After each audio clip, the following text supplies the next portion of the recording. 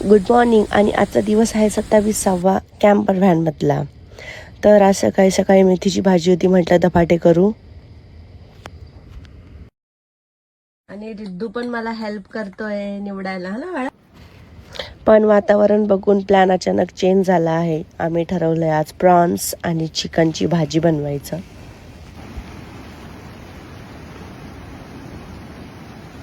मी इथे प्रॉन्स मॅरिनेशनला ठेवलेत. इकडे स्वयंपाक बनवणं चालू आहे.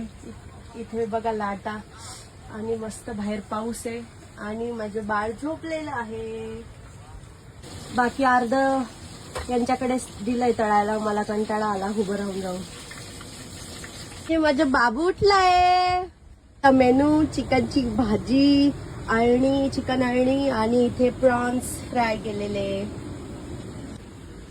प्रॉन्स कसे आहेत? कसे आहे? कसं झालंय भाजी?